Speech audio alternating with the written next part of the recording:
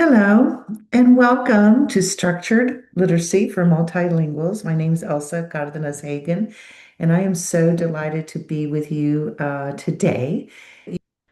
Structured Literacy for Multilingual Learners, what every educator should know. My name is Elsa Cardenas Hagen from the Valley Academic Language Evaluation Center, coming to you from Brownsville, Texas today. So here are some participant handouts. You may also receive this from our sponsoring organization. And these handouts will have the slides that I will describe to you today. Hopefully you'll be able to listen in very well and you will not get distracted. I know it's kind of difficult being in this virtual mode, but I sure thank you for being here today. Today, we're going to talk about our demographics of students who are learning English as an additional language. We will also be talking about the importance of language and that connection of language to literacy. We are very interested in students who may have dyslexia and who also need the foundational skills. But what should those foundational skills look like in home language and second language? I will also talk to you about some evidence-based practices. So multilingual students in our country represent about 10.6% of the whole school population. That's about 5.3 million students. And the majority of them speak Spanish at home, 77%. We're getting close to 80%. But we cannot ignore that there's 400 different languages spoken in the homes of these students. 2% of these students speak a form of Chinese, either Mandarin or Cantonese, Vietnamese, and Portuguese is also a language that is soaring. In states like California and Texas, we have more than 1 million multilingual learners attending the public schools. This is a fast-growing population and one that we will need to address for their language variations. So it all starts with the brain. Wonderful. The brain. What do we use in the brain? Well, if you touch at the very back here, the occipital lobe, this is what gets activated when we see print. Over here, Broca's area, this is our area of language, being able to produce language and being able to understand language. But the language is the foundation for literacy. And so our language center is activated. So that includes that inferior frontal gyrus, as well as the temporal parietal areas for us to make sense of the sounds, the words, the letters, and the meanings. Very important. But what we know is every brain in the world, no matter where an individual lives, every brain, these are the areas that get activated for language and activated for reading. Now, way back in the year 2000, we had the report of the National Reading Panel. And this was a meta-analysis of what kind of skills do individuals need in order to be proficient at reading. And that's where we came up with those 5 areas of phonological awareness, phonics, fluency, vocabulary, comprehension. Now, I want you to know students who were learning English as an additional language were not included in that meta-analysis.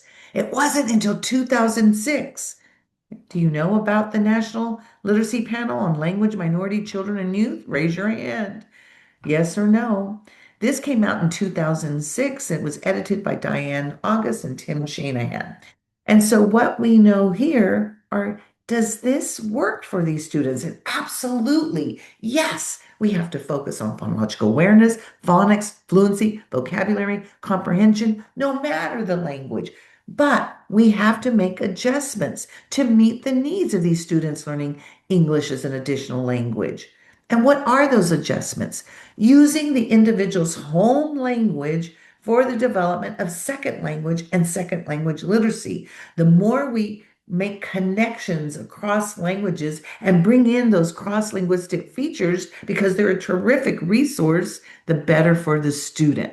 Now, there's something else that came up on the National Literacy Panel Report for Language Minority Children and Youth, and it's probably something you don't want to hear, but students who were able to develop their native or home language literacy skills, they're going to do better in English literacy than those students who only were exposed to English literacy instruction. And so in our country, we need more opportunities for these students to have dual language opportunities, bilingual education, so that we are help them to thrive in that language continuum and in that literacy continuum. I know that we can't have that in every school, and that we have to have the human capital to deliver the instruction, but that would be the gold standard. And then there is a research arm of the United States Department of Education, and it's called the Institute for Education Sciences, the research arm. And what I want to tell you are there's some beautiful, what we call practice guides that will have on language, on literacy, on mathematics, etc. This one was on teaching academic content and literacy to English learners in elementary and middle school. One of our studies is in there. And what does the research findings say? Yes, teach a set of academic vocabulary words intensively across several days using a variety of instructional activities. Another strong evidence, integrate the oral language with the written language into all across the content areas. That has strong evidence. And so what we know is when we're teaching our content areas, you're a language teacher, you're a literacy teacher, and you're a content area expert teacher. These practice guides are wonderful because typically they'll give you like about 5 recommendations after reviewing all this research and tell you these have strong evidence, these have moderate evidence, and these have very little evidence. So focus on those that have strong or moderate evidence. Wow, by 2017, another meta-analysis by the National Academies of Sciences, Engineering, and Medicine, promoting the educational success of children and youth learning English, promising futures. And what did this report say? Absolutely. We're going to look at those components of literacy, phonemic awareness, phonics, oral reading fluency, vocabulary, reading comprehension, and this meta-analysis added writing, the highest form of language. And what did it say? Absolutely be direct and explicit in the instruction across all the literacy components. Be sure you're developing their academic language throughout the day and throughout the content areas. Make sure that we're providing support, visual support, and that verbal support to make the core content comprehensible. But we also know our students need that peer-assisted learning opportunities to engage, to discuss, to practice the language, to practice the literacy, and capitalize on the students' home language, their background knowledge, and their cultural assets. We know that we screen to teach. We're screening so that we can know our students, know where they are on this language continuum, where they are in the literacy continuum, and determine how are they progressing and do they need some extra support to progress at a faster rate. And so that support will be in small groups, delivering language and literacy instruction. Now, here's another, I'm going to give you another piece of our work, and it's at the multi-tiered system support for English learners. And you can get this information at MTSS4Ls.org that you'll see there at the bottom of your screen. We have these literacy briefs, we have rubrics, we have pamphlets for families. But basically, what are we saying? This one says meeting the needs of English learners with and without disabilities, and absolutely. We need that high quality differentiated language and literacy teaching. And we need to make sure that it's appropriate for the students' linguistic needs, where are they in the continuum, and their academic needs. But we're going to bring in culturally relevant principles. What does that cultural responsiveness do? It engages, it motivates your students. And we want our students to always have that engagement and always have that opportunity for listening, speaking, reading, and writing. We've got to integrate that and make sure that we're using those cross-linguistic connections of the home language to the second language, home language literacy to second language literacy. But first, we've got to have the professional, very knowledgeable on first language and second language development and first language and second language literacy development. So in our research with the Project Ellipsis, we created this graphic to demonstrate the various tiers of instruction in this MTSS approach. So as we look at tier one, the general classroom, tier two, a small group, more intensive work, and tier three, a setting whereby that specialist is working very specifically with higher intensity for our students. But please look at the inside of the triangle. What do I have here? Ah, we're taking and paying attention to the language proficiency. Are these students at the basic level of their language proficiency in their home language and the second language? Are they now at the intermediate level or very advanced level? We have to keep that in mind as we teach our students literacy and content area information. In the blue, you see CLRT, and that CLRT stands for culturally and linguistically responsive teaching practices.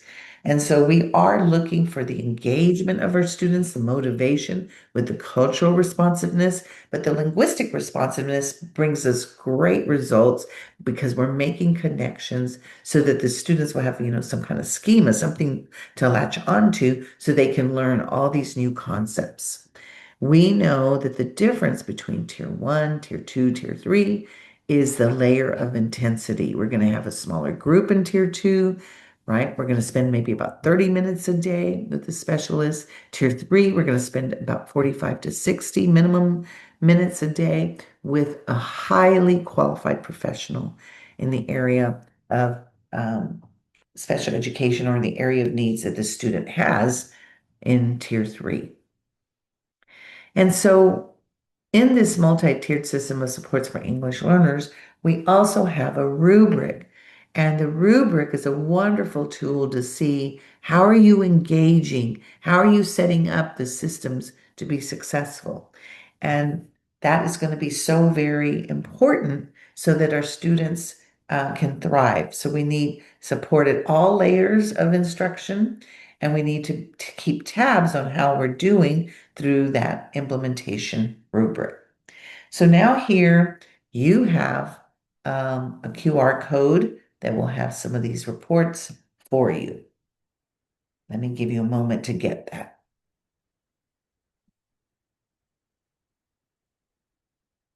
Okay, so hopefully you're kind of looking at those education research reports. This will be your homework. You have homework. But for what we're doing today, we cannot forget a framework for reading by Goff and Tummer, The Simple View of Reading, saying that reading involves absolutely foundational skills such as decoding, being able to figure out the letters and sounds, the symbols to sound correlations, but all the while we need to have deep language comprehension to get to skilled reading. What I like to say, love and marriage go together like a horse and carriage. Decoding and language comprehension go together for skilled reading. And I can't have one without the other. I need both. Hollis Scarborough had this beautiful reading rope, and what she's describing here is that on those foundational skills, those word recognition skills, she's very clearly saying you need to have lots of opportunity for that phonological awareness, decoding, spelling, and that instant word recognition. It needs to be tight. Notice the rope gets tighter. It needs to be automatic. not slow and labored. But all the while, I need to be an active strategic reader. I need to have world knowledge, background knowledge for the topic that I'm going to read at hand, enough vocabulary to understand those academic words. I need to know about the text structures and how the language operates so that I can really dig deep and have deep comprehension. But all the while I'm reading, I'm understanding the text structure. I'm understanding how to put two and two together and make some inferences and even go on beyond what's there on the page. So, because I'm an active strategic reader, I'm going to be fluid in my automaticity, the decoding with my strategic plan for being a skilled reading, which is that fluid execution of that word recognition and text comprehension. So, from this work, we developed in June of 2014 the term structured literacy, right? And I was on the International Dyslexia Association board when this was developed. And John Mayo Smith was actually a beautiful, advertising marketing guru. And he goes, "What is it that you all want to promote?" Well, we want to promote explicit, systematic instruction that's evidence-based, using multiple modalities in a cumulative manner, using the domains of language. And he says that won't work. So after some focus groups, we developed the term structured literacy to really emphasize that we're talking about language, the sounds, the words, the meaning, the use for literacy.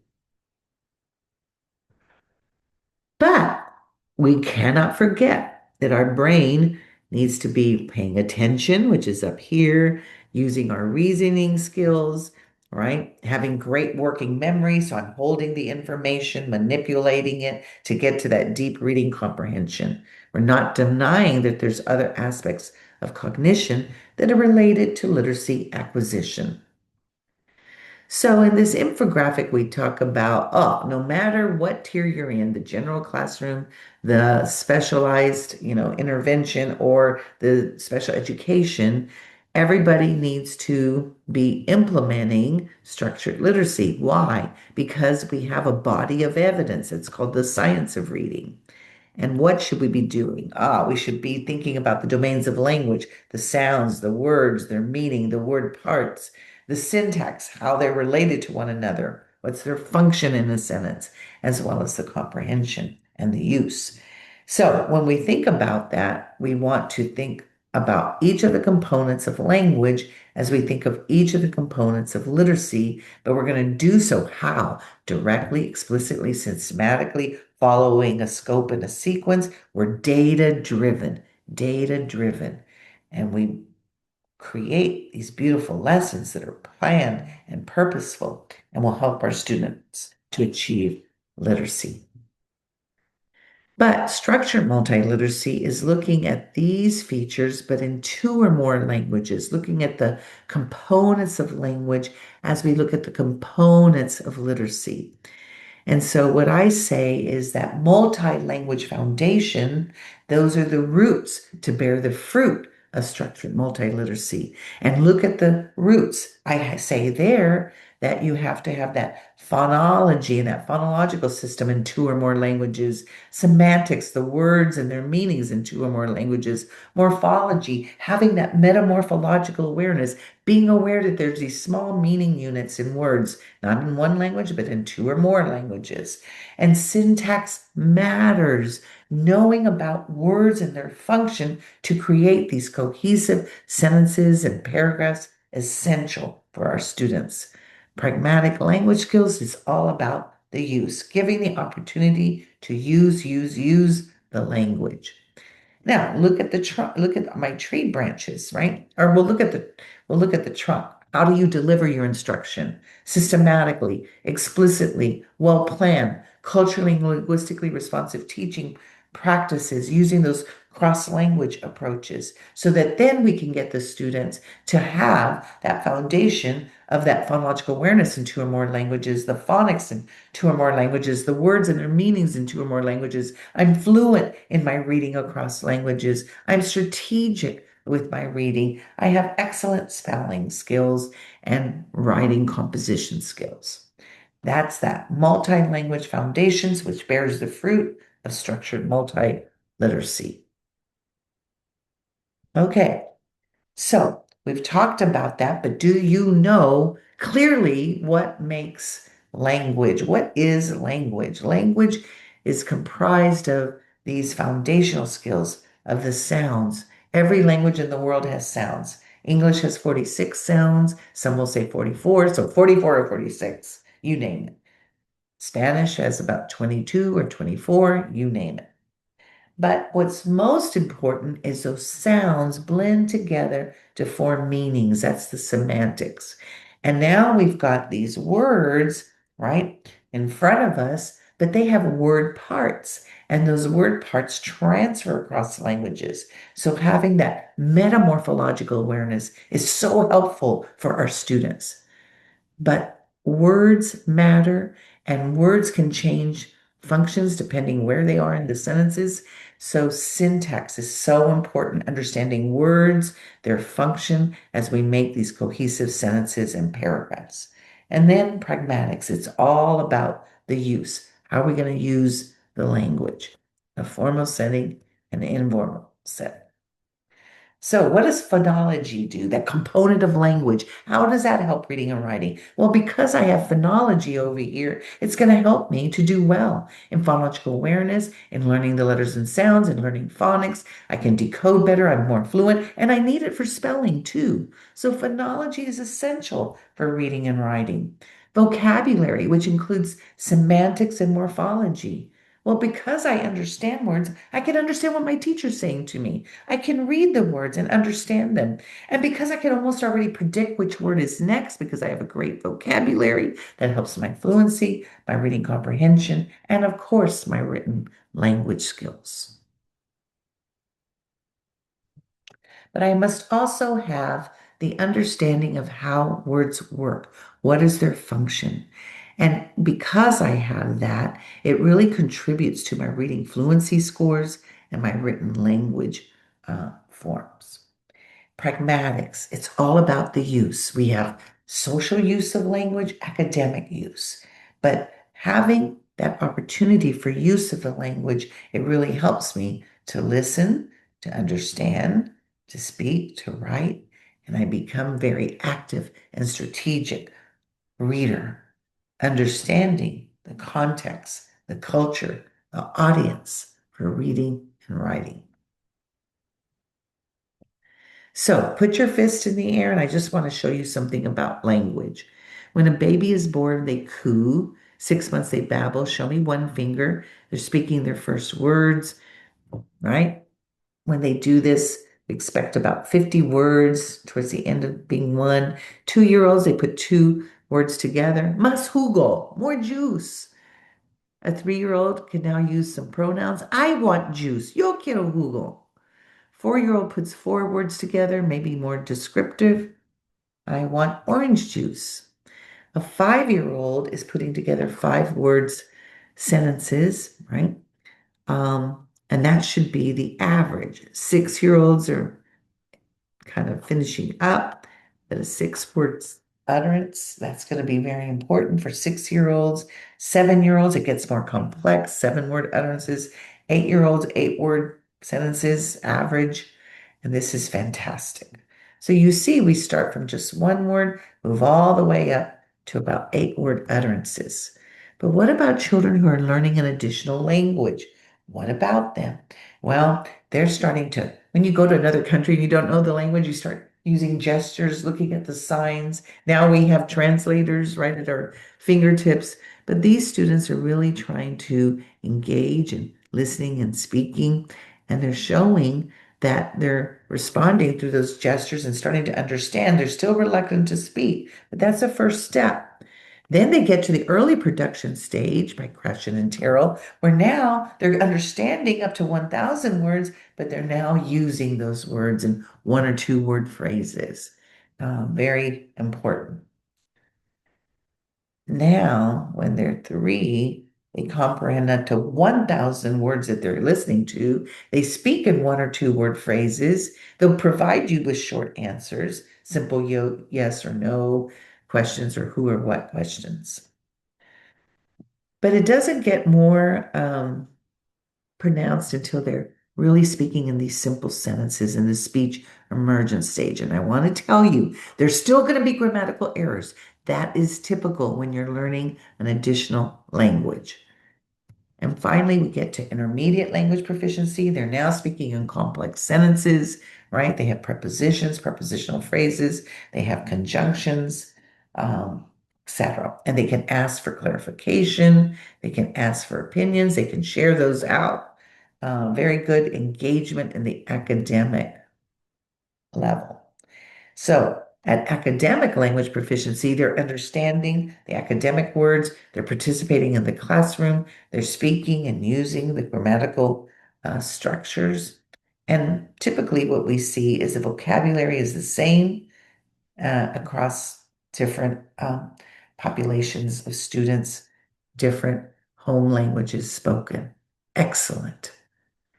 But now I'm going to tell you, I want you to put on your thinking cap and I want you to think right now of a student that you are concerned about their verbal output and you want to see them improve in their oral language. So this is what you do. This is a formal language sample. You get 50 utterances. How are you going to get 50 utterances? Well, you gather up the child on a Mondays, you ask open-ended questions, they give you some responses, you transcribe it. Tuesday, grab them again, ask a few questions, transcribe them so that you can have the analysis. But bottom line is you're spending just a few minutes each day with the student, giving him a prompt, making sure that it's all being recorded, and just counting, how many words did the child speak in this opportunity of 50 responses, right?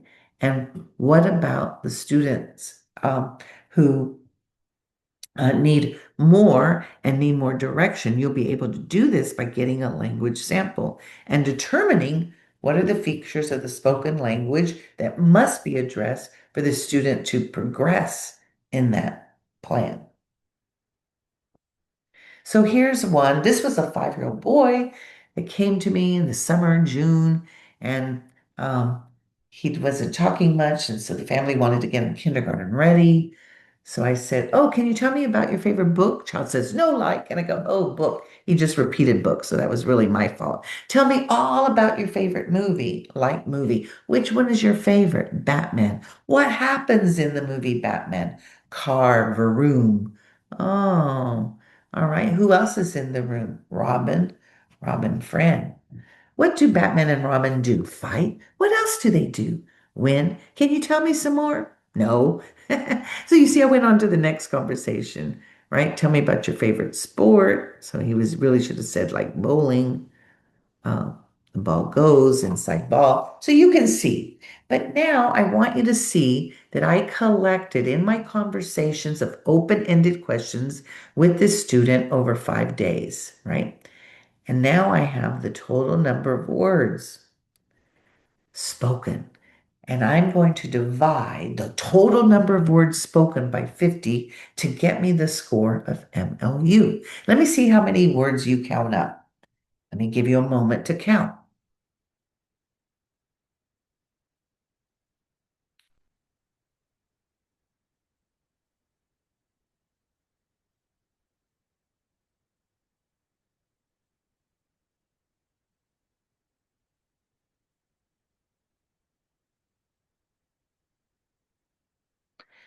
You should have gotten somewhere around like 71. So what is 71 divided by 50? Get your calculators out.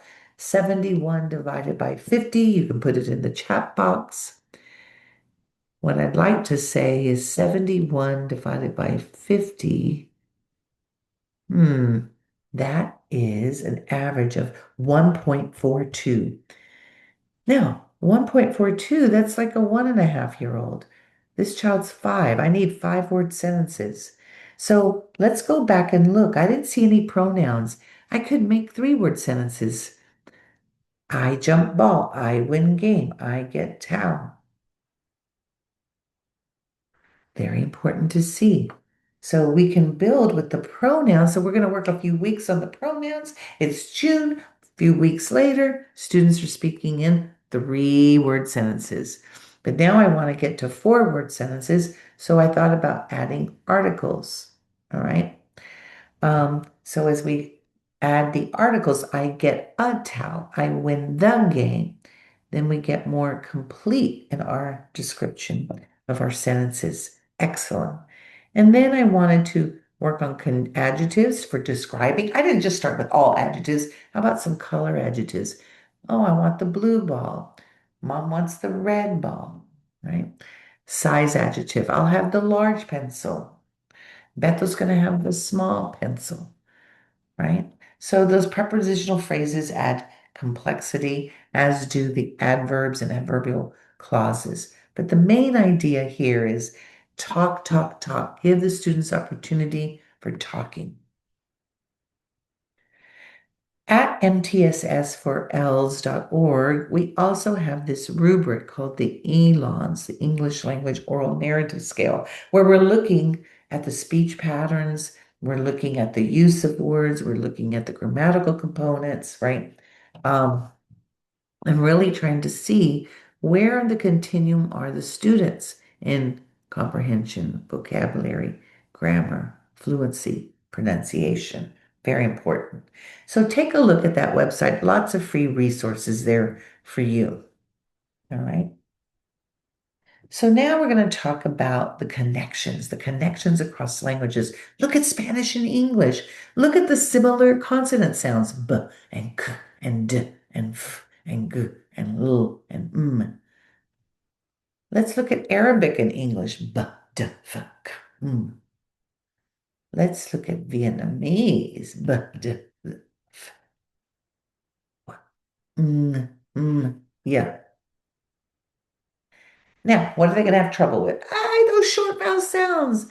Right?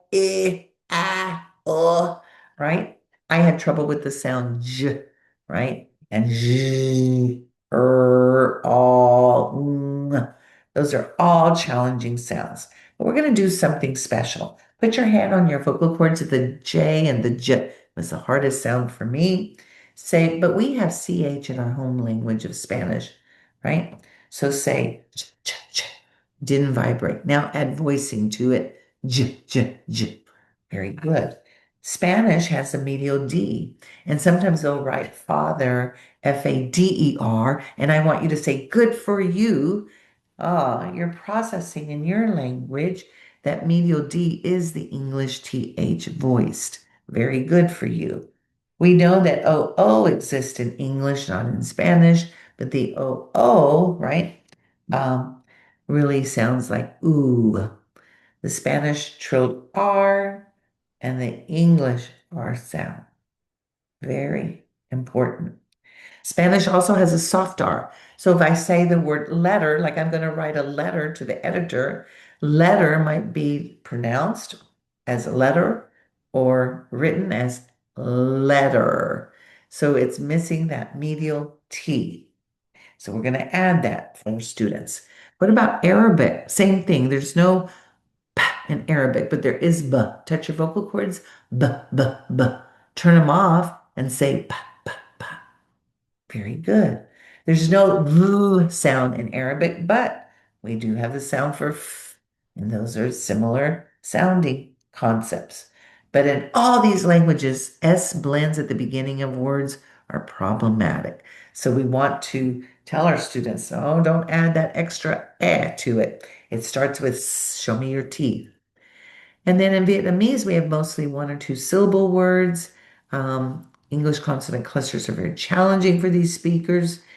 We have new sounds that can be obtained through sound approximations, which is wonderful.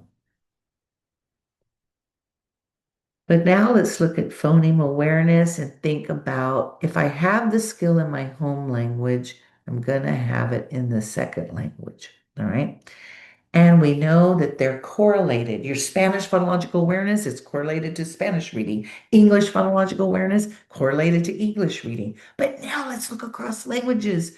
My goodness, if I have Spanish phonological awareness, I'm going to have English phonological awareness. If I have English phonological awareness, I'm going to be on that great trajectory for Spanish phonological awareness. Why? The correlation is 0.92. We are 0.08 from it being off. But maybe that 0.08 represents zh, some of these sounds that are challenging. If I'm a good Spanish reader, I'm going to be a good English reader because I have those foundational skills, and that correlation is 0.74.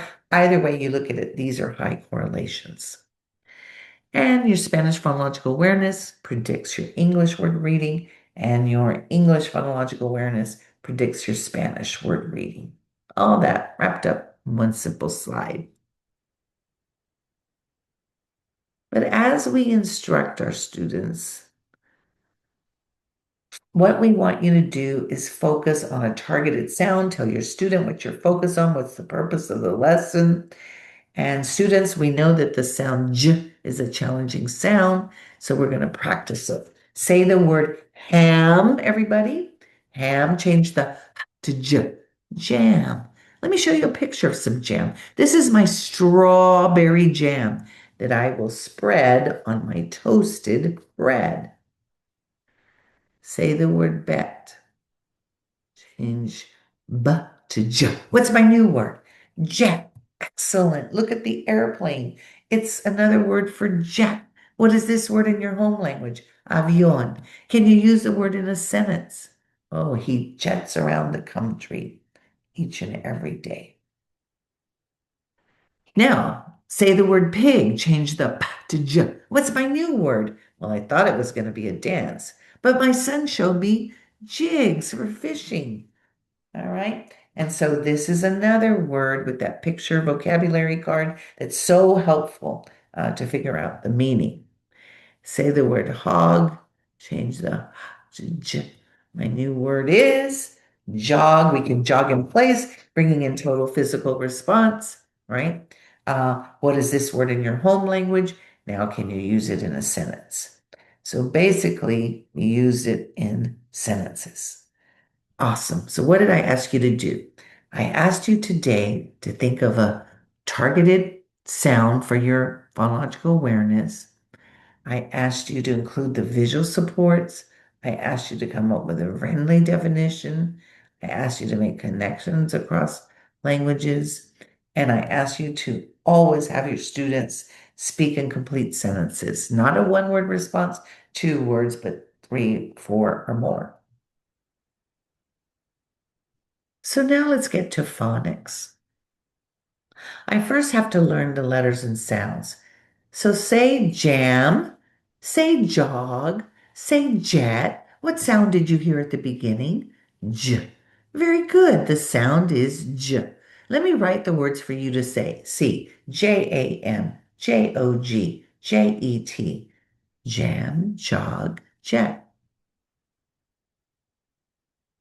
So now that I've heard these sounds, what letter is it? It's J. What's our keyword?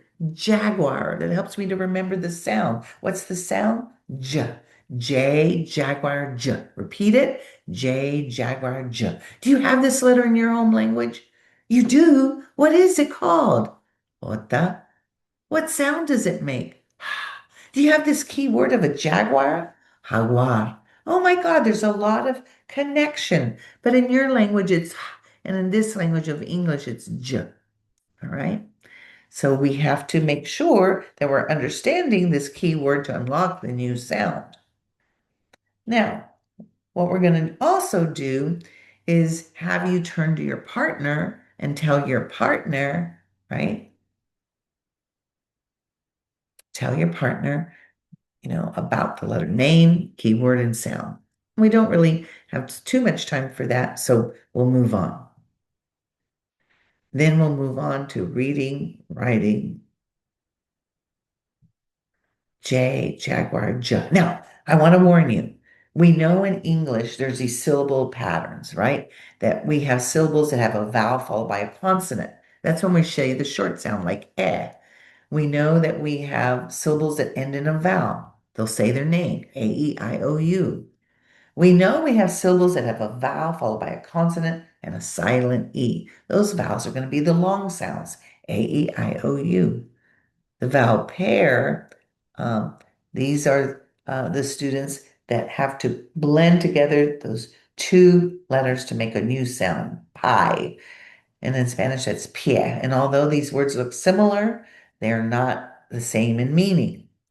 And then mar, that's the ocean, whether to mar, that's not. And then we have the final stable syllable, cable, cable. And this is also going to be challenging for students because of that ending. So now we're going to learn. We did phonological awareness with J. We did phonics with J. Now we're going to do reading with J. Students, you have learned the letters and sounds. You've learned the vowels, short vowel sounds. You've learned this new target sound, J. Now we're going to read words that have the closed syllable, meaning that it has a vowel followed by a consonant. So the vowel's going to be short. It'll say a, e, I. What will the vowel say? A, e, I.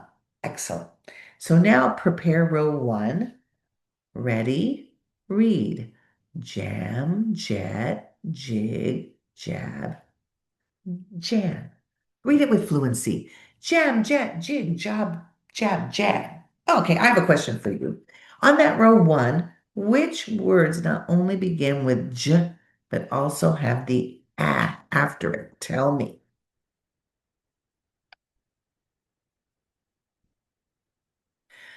Excuse me. Let's look at row two. Prepare, ready, read. Jim, Job, Jack, Jen, Jus. With fluency. Jim, Job, Jack, Jen, Jus. Give me a word that means the same as someone's work. What word would that be? Job. Very nice. Give me a word that really is considered persons' names. Jim, Jack, Jen. How did you know? You knew because they began with a capital letter. Nice work. Next row, prepare, ready, read. Jet, jig, jan, jack, jack.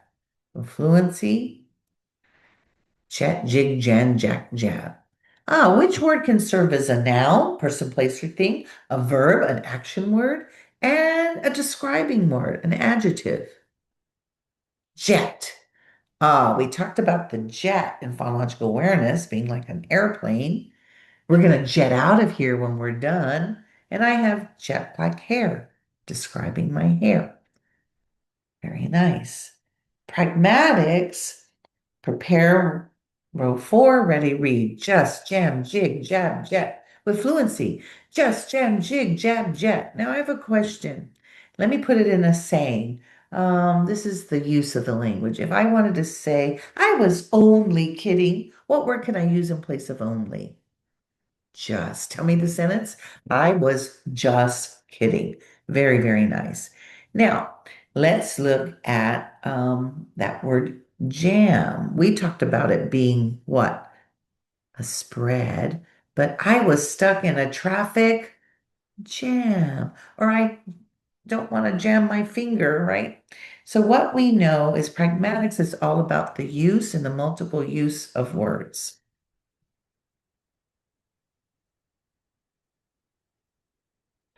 Okay, and now we'll move on to fluency. What I want to tell you about that is we want the students to get beautiful automaticity. We know when you can read with accuracy at an appropriate rate with some expression, right? That it's likely you'll do better in comprehension. But what I want to tell you is that reading fluency and comprehension is moderated by oral language proficiency of our students. So just because you become fluent doesn't guarantee meaning.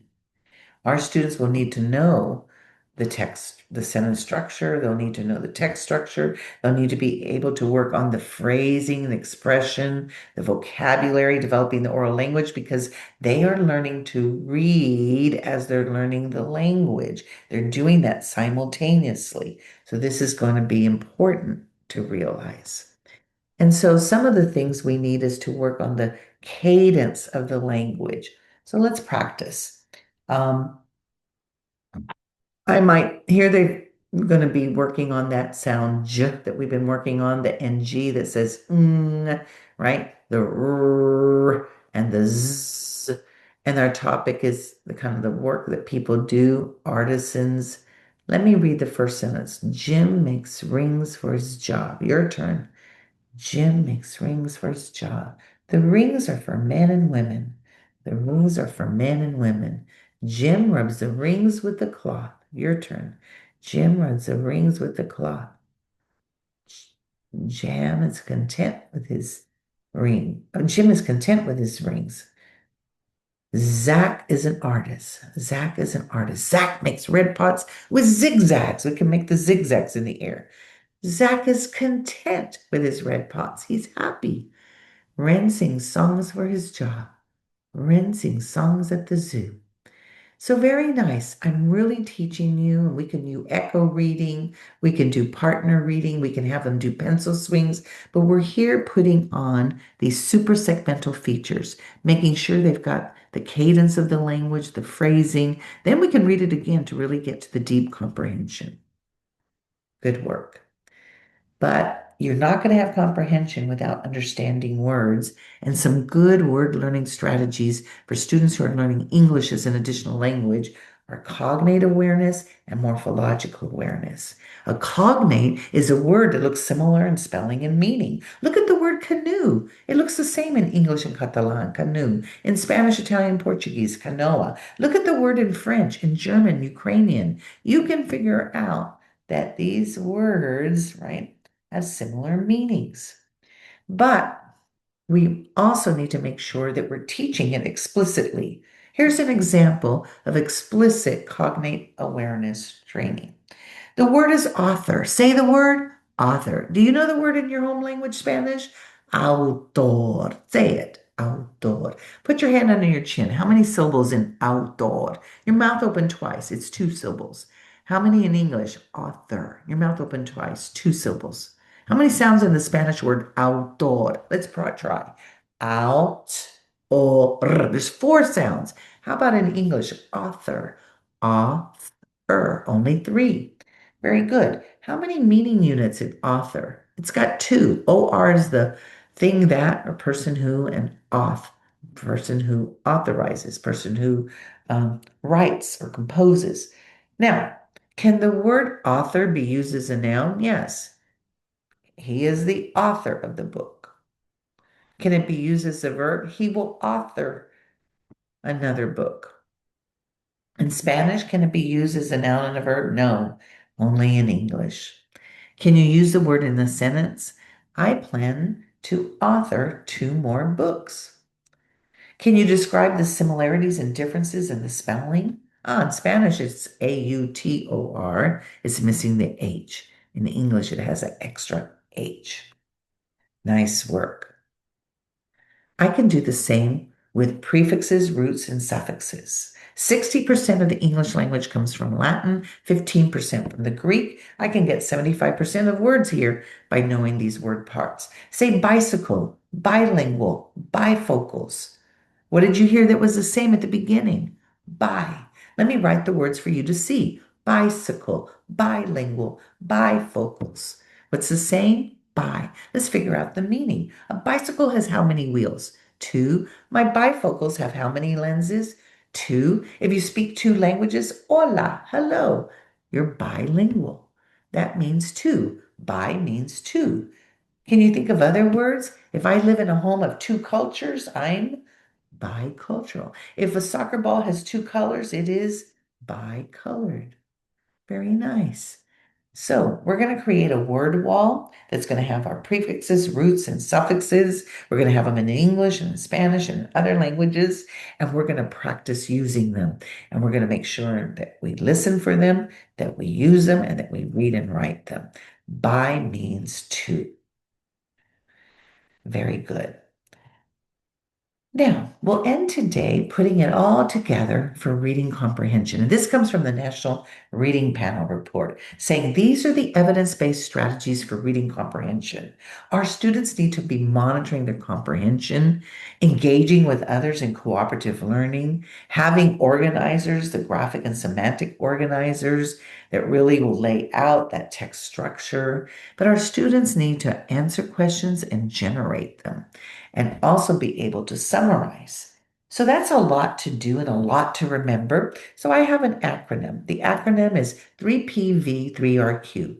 The P's, purpose, prepare connection, predict. The V, vocabulary. The R's, the three R's, read, review, retell. The Q, question. So let's take a look. The purpose helps students to understand what they're going to be reading and why they're reading it. So today you're going to be reading a passage with this suffix we've been studying, ism. But remember, we've been talking about economic systems. And let's get ready to read. What do you know? I'm going to prepare a connection, really explore that background knowledge. What do you know about economic systems? Do you remember we talked about capitalism? Let's take it apart. Capital means related to finances, money, or economics. So what would capitalism mean to you? Let's discuss. Now we're going to get ready to read. Let's make sure we look at the chapter headings, we look at the titles, and see if our predictions come true. The title of this passage is Economic Systems. So now what would you predict? That's right. Might describe a few economic systems in the world. Before we begin, I need to make sure you have some vocabulary words that will appear in our passage. For example, we were talking about that suffix ism. Like if I look at this beach, it has a lot of tourism, right? It's a destination for tourists. And many cities have tourism, and tourism generates much money for many cities in the world. Tell your partner about some features that might help your city to have and improve in their tourism. Speak in complete sentences. But let's look at this other words with ism at the end: racism, capitalism, tourism, socialism, communism. Ism means the system or active. Rosa believes in capitalism. All right. So now we're getting ready to read the text. I want you to read it for accuracy. We're going to read it for fluency, and then we're going to read it for comprehension. And we're going to be active and strategic. I can go over the text structures with you, and we're going to have some words. Remember those words of capitalism, socialism, communism, right? And here are economic systems. There are various types of economic and political systems across the world. And then it goes on to describe capitalism, socialism, communism. And all of those have that suffix ism that we studied, that we front loaded. And we front loaded economic systems by having discussions of the topics so they don't come into it cold without any prior knowledge. But then the teacher gives a review, another opportunity for the student to think about the texts that they've read. So the teacher would summarize. This passage had described three types of economic systems: capitalism, socialism, and communism. We found out what capitalism is, socialism, and communism. And then we thought about the different systems across the world and how not every system is perfect. And it helps us to understand their political and economic environment. And then we have the students retell. Very important for them to retell. So we want to make sure that the students get an opportunity to retell, because that's getting to the gist. That's getting to the comprehension. Very, very important. In one of our studies, we left out the retell and we really needed it in so they could get to deeper comprehension. So don't leave it out. And now we're going to get to the Q, 3PV, 3RQ. The Q is question answering, but also question generation. So what are the economic and political systems mentioned in the article? You're right. Capitalism, socialism, communism. Tell me one characteristic of capitalism. Tell me one characteristic of socialism. Tell me one characteristic of communism. And what do you think some of the advantages are of capitalism? Tell me about that. But now I want you must generate the question. And I typically have them generate a how or why question. All right. So think about what kind of question could you generate with how or why? Well, why did some countries follow the system known as communism? How did they make that decision? There was a why and a how question. The students are ready for this. They're ready for 3PV3RQ, bringing in the 8 best evidence practices that we know of today for reading comprehension. I hope having 3PV3RQ will help you. So I want to get ready to close. When we're teaching our multilingual learners, it's up to us to know something about the language, home language, second language, first language literacy, second language literacy. A good website is mylanguages.org, great website for picking up about what exists across the languages. We also have AI now, which can also give us lots of answers at an instant. But what we need to do as instructors is to capitalize on the native language for that second language development and consider what is the language demands of what I'm doing, what are the literacy demands, how am I going to design literacy and language as I'm teaching in the content areas, not only in language arts, but across the day, and how am I going to be explicit, systematic, and cumulative in my approach.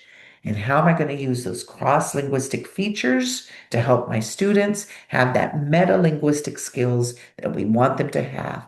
Thinking about language, thinking about thinking. And how do we do this? We must be culturally and linguistically responsive. What does the cultural responsiveness do? It engages and motivates our students. What does the linguistic responsiveness do? It gives us the outcomes in literacy. So you want to be both culturally and linguistically responsive to our students. And finally, I end today with some wonderful websites at MTSS for ELS. We also have the National Center for Improving Literacy, the Meadow Centers, the Center for Success of English Learners at the University of Houston at the ccellcenter.org, Colorín Colorado, right? Colorincolorado.org. This has like more than 3 million visitors really looking at how we can help our English learners. There's a course there called Reading 101. It's all for free. We have the Reading Universe, which actually I have some beautiful, exclamations, and it shows me working with students. But there's also some of our work that we've done in New York City public schools with reading fluency lesson, and Miss Delgado doing a beautiful 3PV3RQ lesson, something for you to look at the Reading Universe. We also have the evidenceadvocacycenter.org, evidenceadvocacycenter.org. We have a menu called Language Variations, and I had the privilege of being the team lead on that, where we have some maxims, some resources, and references for you to know about for teaching students with different languages and variations of language. At the International Dyslexia Association, we have some tools on screening and identification. They're called fact sheets for English learners. And also some of our fact sheets are also available in Spanish as well as English. So I also have written a book called Literacy Foundations for English Learners, a comprehensive guide to evidence-based instruction, where, much of this content comes from there, but we really want you to get the knowledge that you need to be prepared to teach these students from linguistically varied backgrounds to achieve. And the students can achieve, and literacy is the bridge to equity, and you can do this work and you can implement. So I thank you very, very much for coming today. This was Structured Literacy for Multilinguals, what every educator should know. You have a closing code. Your closing code is 5462. Thank you and have a great rest of your day.